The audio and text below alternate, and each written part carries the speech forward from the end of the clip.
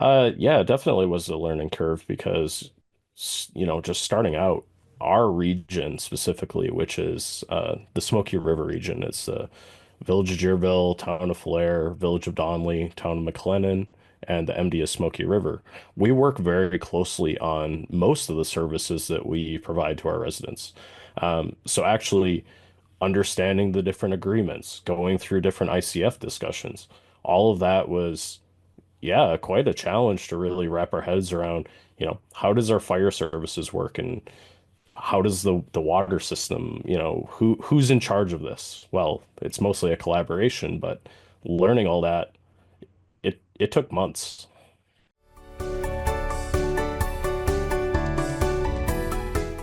Welcome to Cross Border Interviews, the show where we dive into the insights of municipal political leaders from across Canada. Our mission on this show is quite simple: shine a light on the dedicated individuals who day in and day out work around the council table to shape the communities that we call home. And joining us for today's episode is from the Village of Girouxville, Alberta, Mayor Joseph Zdeb. The village of Girouxville is home to a strong community spirit, tradition, and a friendly place to visit, live, and work in. It is a small, quiet francophone community with young families, just the right place to raise children or to retire. The village has many attractions for all ages, including playgrounds, campsites, outdoor skating rinks, ball diamonds, and seniors clubs.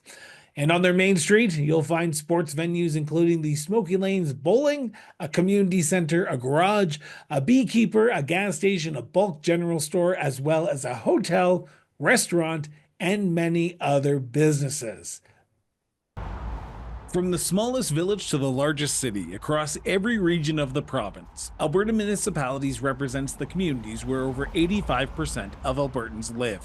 AB Munis provides a united voice for 265 of Alberta's 330 municipalities, including summer villages, towns, cities, and specialized municipalities. As Alberta's largest municipal group, AB Munis listens to municipal leaders and advocates for solutions to their common issues. Additionally, AB Munis supports local governments by providing services specially designed to meet their operational needs. And they bring their members together regularly so they can share ideas and information so that their communities can thrive. Check out Alberta municipalities at abmunis.ca and follow them on LinkedIn, Facebook, Instagram, and Twitter, now called X.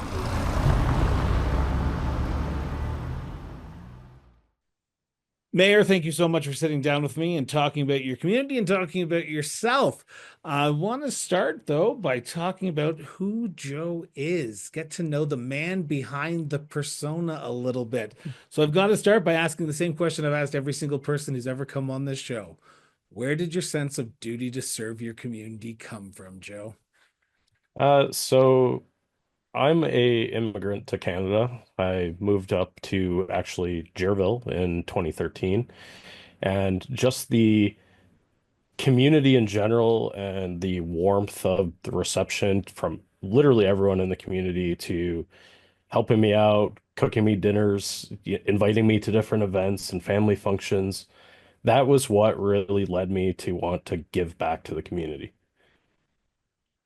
So you say you're an immigrant, but you gloss over the main part that I want to know about is where'd you come from before you can move to Canada? So I'm originally from Milwaukee, Wisconsin, in the US. Okay. And yeah, I became a citizen in 2018.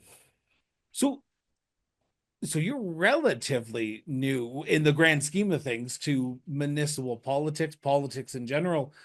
Was politics something that mom and dad talked about growing up? Was politics in the family, or are you the black sheep of the family and the political bug bit you before anyone else? Uh, it's never really been something that I was super interested in before I moved here. But having a number of people that I was dealing with on a regular basis who were involved in local politics, that's what really got me interested in, how does everything work? Where do our taxes go and all that? And honestly, before I moved here, I never really had a clue. So, how the whole US system works versus Canada, I'm not super well versed on that. But yeah, it was just the passion of the community to help me out, and then that just grew my passion to give back to them. When did you first put your name on the ballot then? Because if you become a Canadian citizen in 2018, you can't run for office until that time then. So did you put it on in the subsequent election in 2021? Like literally, are we just talking like first term mayor here? So I came on in 2019, and that was due to our former mayor stepping down and retiring. I didn't start off as mayor, obviously. I think no one probably should, if at all possible. Um, Why do you say so, that? well, there's a lot to learn, like especially if you're new to even a small community like Girouxville, which we're 278 people. There's a lot to running a community that you should be aware of. And I feel like coming on in for our council, um, we just run and the mayor is elected by council, not directly through a ballot. So that way, it takes a bit to learn the ropes. So we kind of make it fair here in a sense where if you're doing a good job, you stay on as mayor or deputy mayor or whatever it is. But if you're interested in actually learning about that position, we'll put you into it as well. So, it gives you a wide kind of array, but you're not just thrown to the wolves and have to figure everything out immediately. It's a little bit probably a different approach than some other municipalities. But while you're not thrown to the wolves, jumping in right to mayor, you take some time to run to be a counselor. Then I'm assuming you take over the mayor's chair.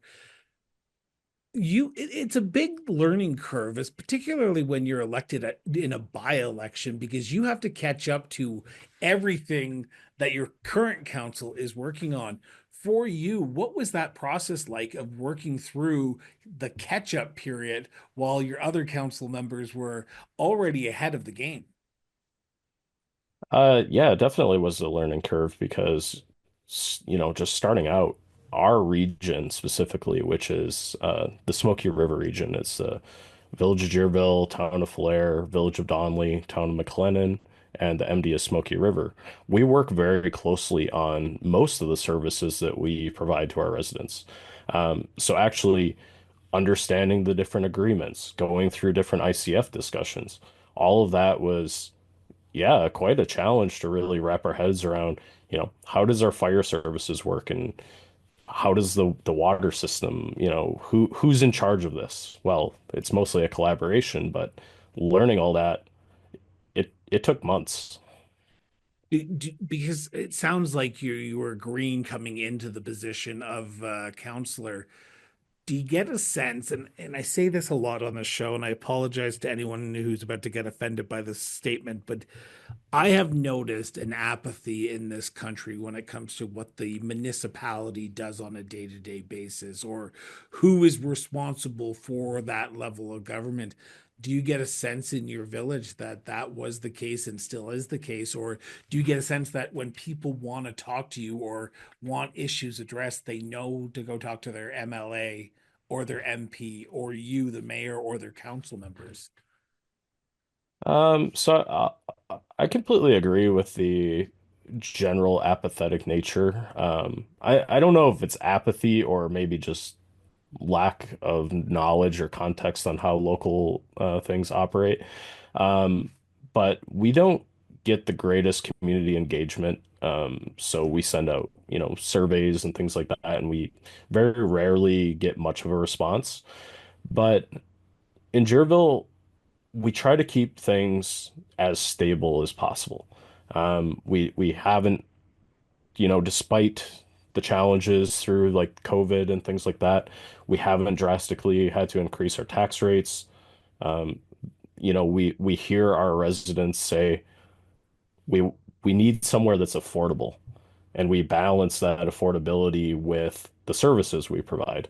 And so I do think that the residents know how to convey that message to us, but it's not always through the official means. Sometimes it's more just I'm having dinner at the hotel, the only restaurant in town here, and someone comes up and say, "Hey, I heard about this, it's probably going to be more expensive for us." And then we just kind of take that back to council. Are people willing to give their opinion on things when because the running joke that I always say is as long as my taxes aren't raised and the garbage is picked up, I'm comfortable with what's going on in my community. But when people are upset, do you find that they're willing to voice their opinion to you? And how do you gather that information to then go back to council and make the best decision for your residents? We don't really get a ton of people complaining, or But not I voicing their voicing opinion. their opinion. Yeah, sorry, it's complaining has such a negative context, but that's not what I mean. Um, but typically those whatever their issue is or challenge or request from the community, I actually find here it funnels more through our CAO. Our CAO has been the CAO here in the Village of Girouxville since 1988. Um, she's doing a great job. Everyone knows her. Everyone knows everyone with, only 278 people. Um, but people have no problem telling you when you're screwing up.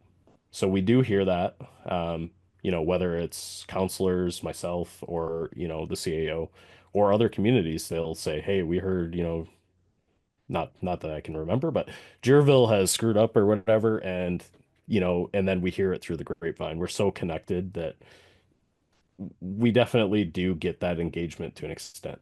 But as far as, like I say, survey responses, we don't get much there, or people attending council. There's only been one person in attendance to our council meeting since I've been on.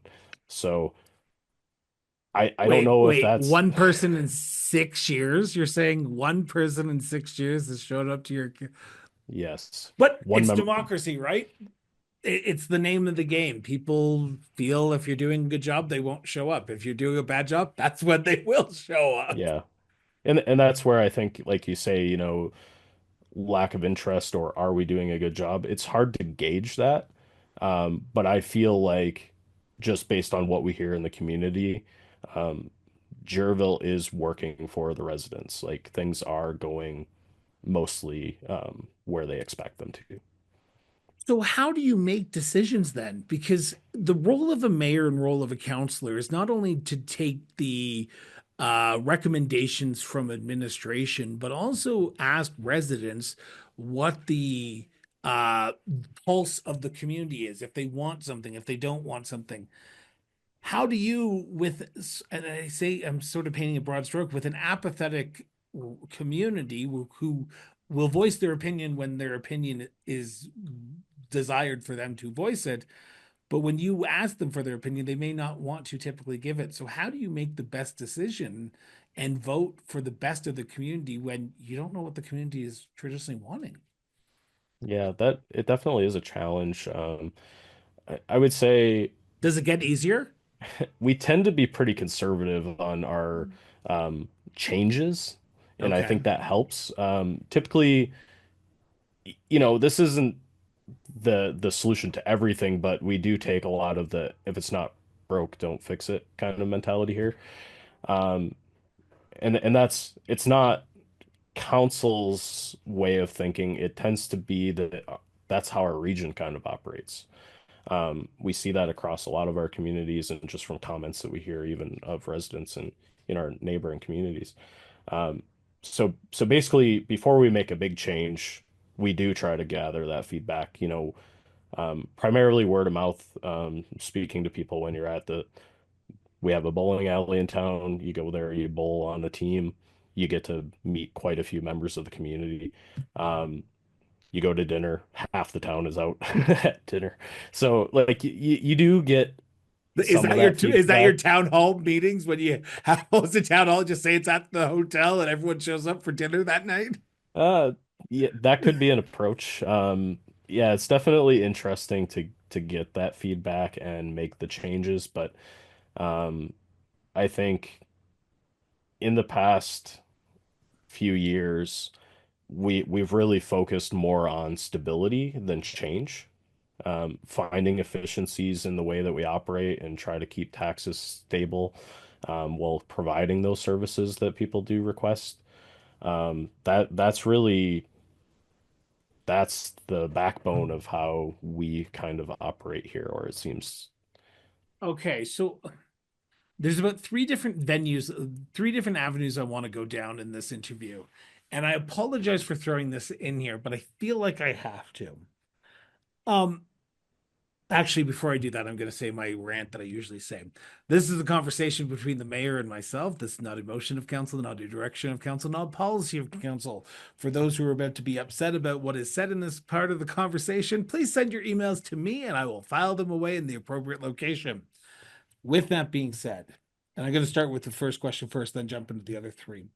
What do you believe is the biggest challenge facing your village today as of recording this at the end of January in 2025? I would say our biggest challenge right now is housing. Um, Really? we hear this from residents, people who would love to be residents. There is no housing available here. Rentals, houses to purchase. Um, yeah, there's not much available here. And we're seeing, I know this is going to maybe be a little bit too much of a political response to your question to be stirring things up. But I mean, honestly, like we get people saying we want to move to the area. Like right now, my in-laws actually just moved in with us from Ontario, and they're looking to buy a house in the area, but there's nothing available, or they sell it within a couple days. Um, we see a lot of people in this community who have gone off to university in Edmonton and they want to come back and start their families here, but there's nowhere for them to go. So really, housing is our main problem. As for a solution, Girouxville has some lots that are for sale, but getting developers here, we don't really even know where to start. Well, and that's what that was the question that I was going to lead with because housing seems to be a priority for a lot of the smaller communities. Like you said, families wanting to move out to the rural urban settings, people from Edmonton wanting to move to the countryside, and villages and communities like yours are prime for the sort of picking. But developers will not develop until municipalities have the infrastructure in place, have the lots prepared for them to go.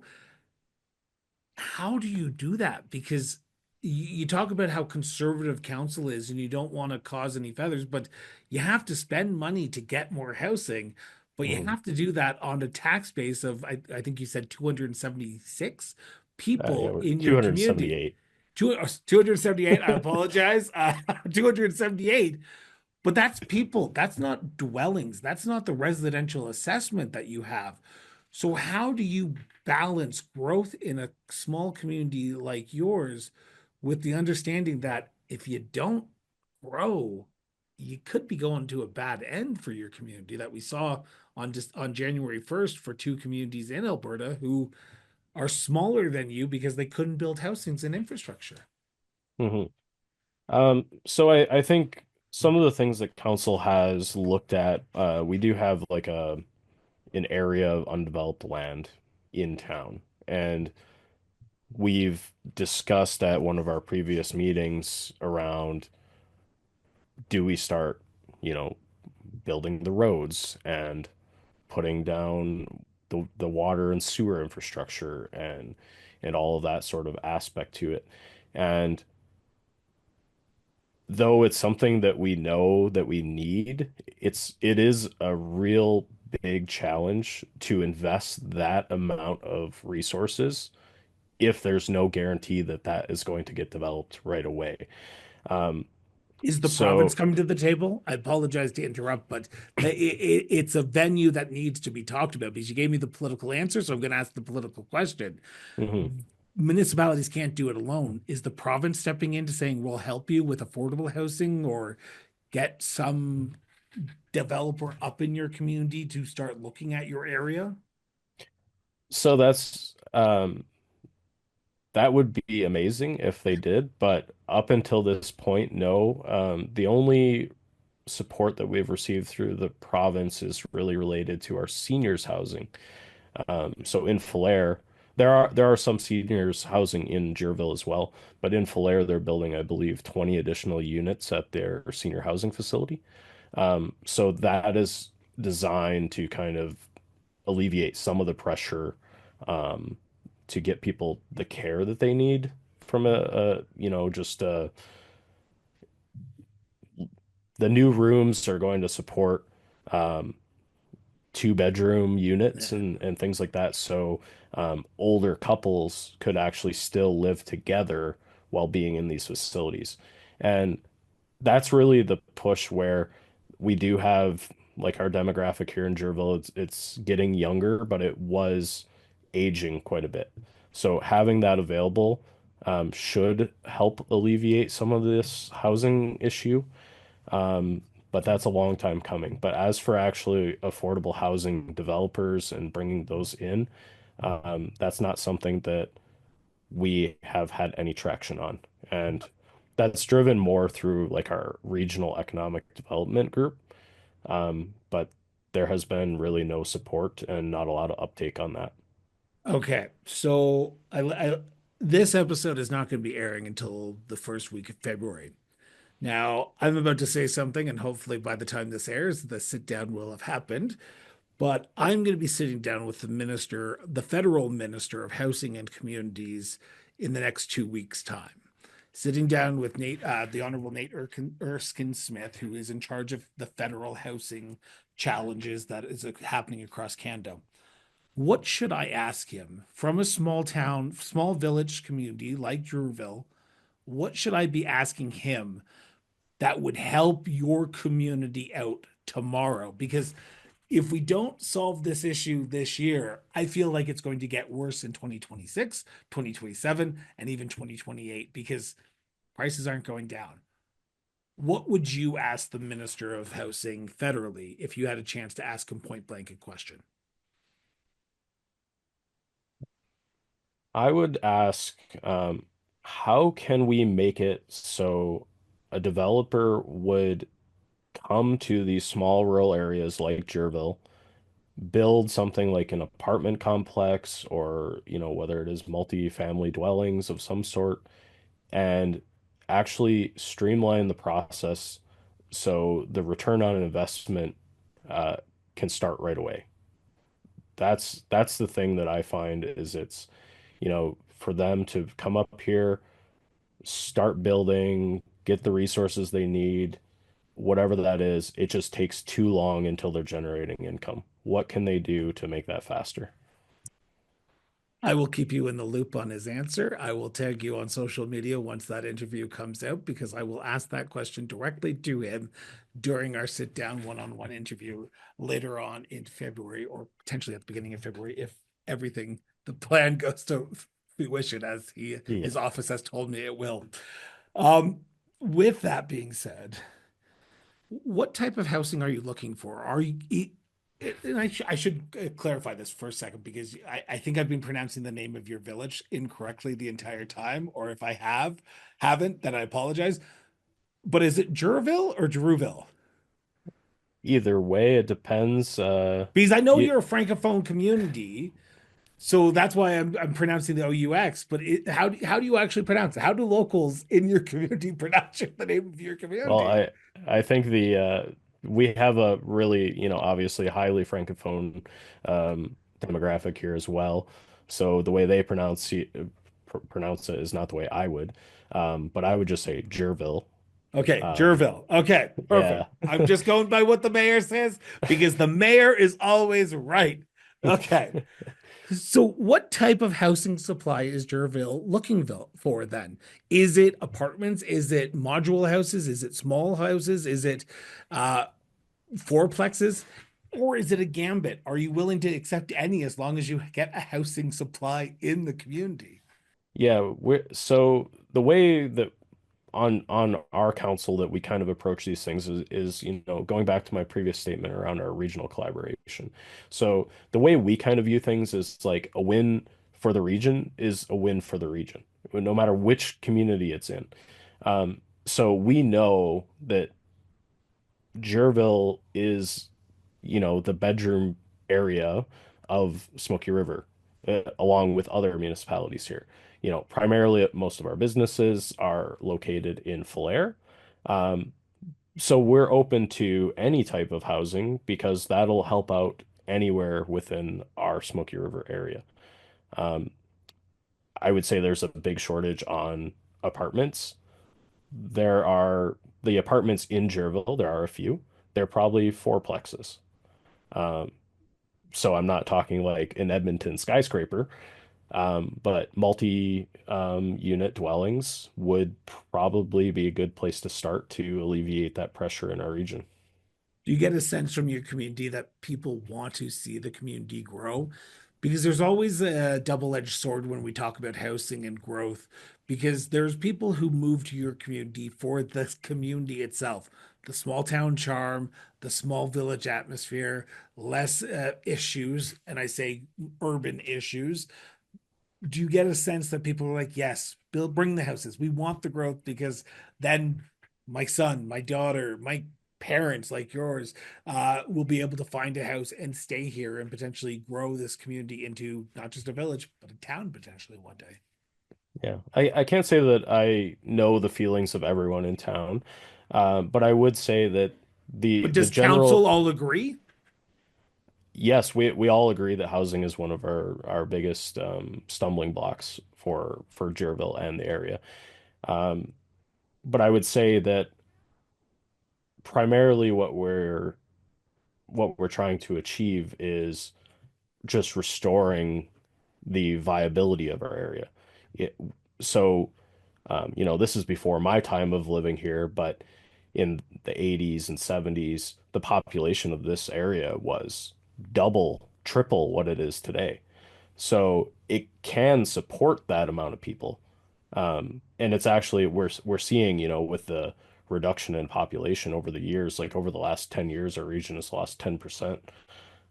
We just need to get that back up. Where are they going? Are they going up to Peace River? Or are they going south to Edmonton? Or is it a cross mix of people? Or do you get a sense that because more housing supply is in these larger urban centers, they're moving to those larger urban centers, and it's hurting those small town communities like Girouxville? I think a lot of it has to do with just kind of a change of the way society has worked. And it seemed like, in that past period, people were pushing to the city because that's where the jobs were or whatever type of lifestyle they were looking for. Now we're finding it's the opposite. People want to come back here for that slower pace, the lower crime, the smaller classroom sizes, all of that sort of aspect. So I think it's just a change in Yeah. society. Do you get a sense that, and I'm going to ask a double sort of hit it question here. Do you get a sense that if the housing challenges were fixed tomorrow, your community would see a booming population? And to ask the second part of that question is, if the housing supply came, would Girouxville be able to adapt to that extensive growth? Because that's sewage that you have to put in, that's lagoons that you might have to put in for raw water. Mhm. Are you built for sustainability if you do start seeing developers come knocking on your door and saying, we want to build? I think if we look at realistic growth, we obviously wouldn't try to expand beyond our means at this Yeah. point. And Um, what's your means? What's your means today? How much could the village go hold today? I would say that the village, like the number of lots that we have that are undeveloped that could be developed and serviced, we're talking around in the 20 dwellings range. I believe that's the level that we could easily support tomorrow. So you could possibly see up to about a 75% increase, so about 350. That's not bad. Yeah. I want to I think flip. we could Go ahead. handle that sort of increase in population without a major hit to the way we operate. I want to flip the original question. We talk about challenges, and every community has challenges. I did not expect you to say housing. I thought you were going to say infrastructure and financial constraints, No. but that's the great thing about this show. You always get surprised. For you, though, what's the thing that's going right in Girouxville? What's the thing that you look at and you say, you know what? We have our challenges, we have our housing challenge, but we've got this going right for us. What is it for you that makes you proud to be the mayor of your community? So one of the big initiatives that we've taken on over the last few years, and we finally saw the end result of, was fiber optic internet. Um, so we've been working since I've been on council since at least 2019 on bringing fiber optic to the area. Earlier this year, we are completely connected here in town. So we have fiber to the home for any resident who wishes to have it. We Wow. I'm not 100% guaranteeing this is accurate, but from our research, we are the smallest municipality in Alberta with fiber. Fully connected. Yes. So why was that a big priority for council? This was, well, interestingly enough, we have a number of IT companies in town. So they provide computer services to the wider region. Um, so that's a high demand. We also saw, since so many people, especially like during the pandemic, where they're working from home, they're taking online courses, things like that. It was just a demand. Our internet infrastructure was not keeping up with what our residents expected. So we really took that on to advocate to get that service, and now you can get gigabit and beyond fiber anywhere here.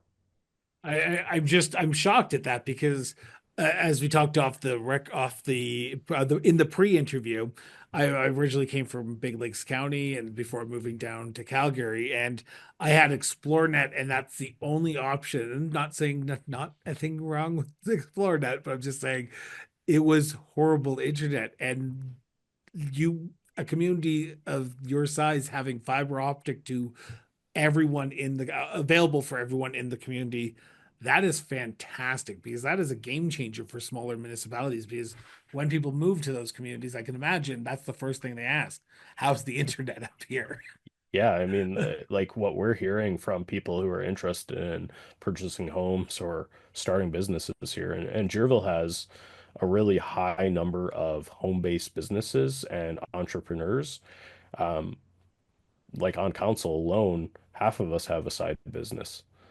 So it's the nature of living here, it seems, the entrepreneurial spirit, and to be able to successfully run your business, you need that connectivity.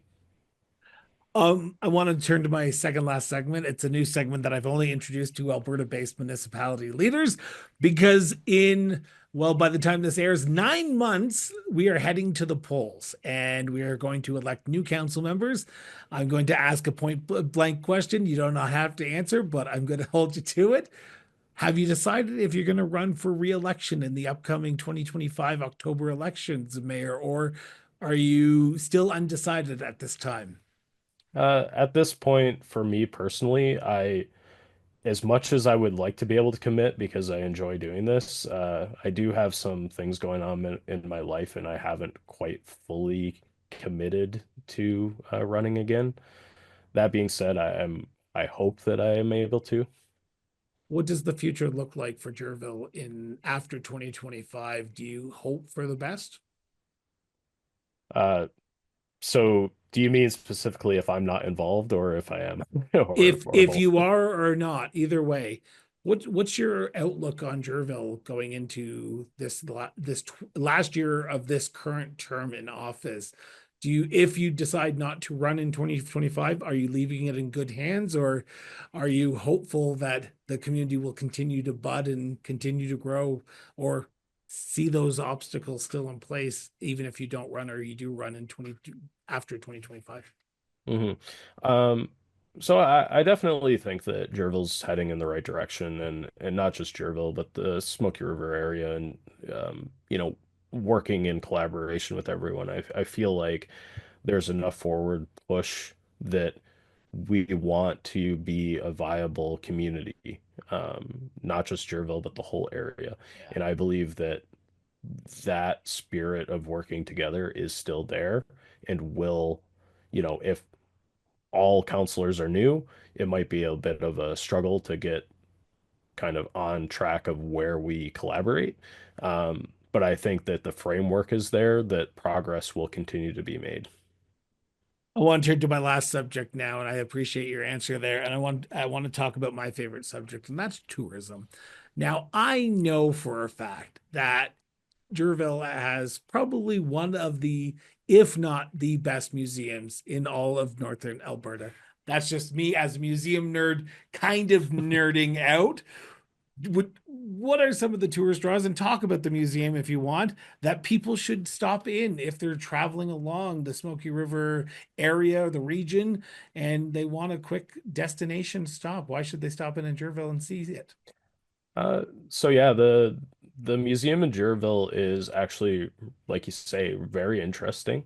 Um, there are some unique pieces in there, and I don't want to give too many spoilers, but some of the things in there you will see nowhere else probably in the world. And there is some really interesting history on Girouxville. And seeing from when it was founded in the 50s to where it's come today, and just, for me coming from the States, it's absolutely mind-blowing to see the evolution of the community over 70 years. Like it's just insane. So you go in and you get to see the pioneers, basically. Like this area was all undeveloped and what it was like. And so I think that's a really cool thing if you're into history. The other thing is our area has a lot of honey. You'll hear this more if you talk to Falher, them being the honey capital.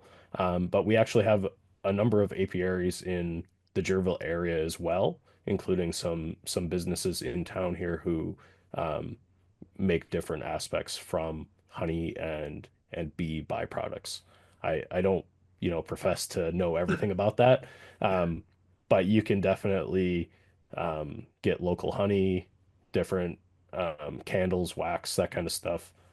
That's all available here. We also have a bowling alley in Girouxville. I know a lot of communities have those, but it's actually a pretty vibrant place. Like it's the place to go to have your sports things in Girouxville. So they run leagues, seniors leagues, business, um, let's say business, like a business league. So businesses Yeah. open up teams, and it's pretty affordable. So it's one of the good things to do in the community. Um, How good's Gir your game? I gotta ask that question. How good's your 5 pin bowling game? Because I know that bowling alley, and I want because I suck at 5 pin, so I gotta know: is the mayor really good at 5 pin bowling? I'm not good, but I'm better than I thought I would be because, um, you know, I had never really experienced 5 pin bowling before I came up here. Um, and I was like, what's this weird ball thing? And you throw it and like, you don't stick your fingers into the ball. And it's a whole different experience. And yeah, I picked it up and yeah, I don't know what's a good score, but I think it was like 175 or 180 for my first attempt when I did it. And I was just blown away by how fun it was and different from 10 pin bowling that I had experienced before. So if you've never done that, I would highly suggest checking out 5 pin. It's a whole different thing.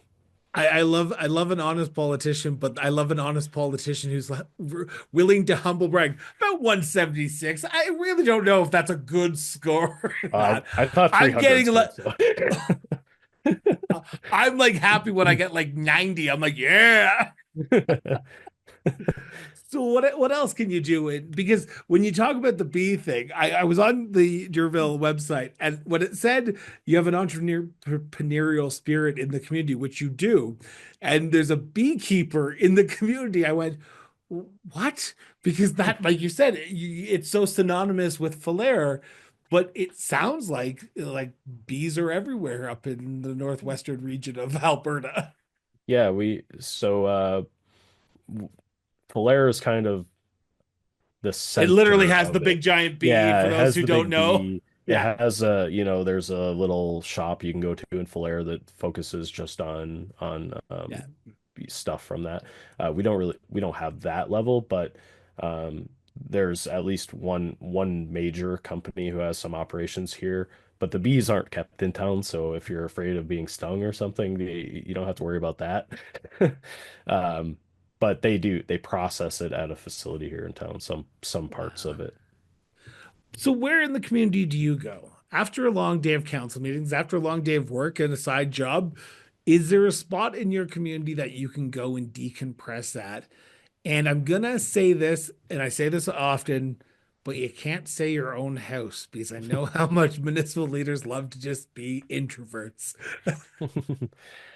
So we really the hub of the community, beyond bowling, and we have a skating rink, and we have a community hall and a campground. The biggest thing is really our Girouxville Hotel. It's a hotel, restaurant, bar. It has meeting spaces. So sometimes we do hold meetings there for different purposes, not like our village meetings, but regional meetings will be held there. But that's really where I would go, go there for dinner. The food is great.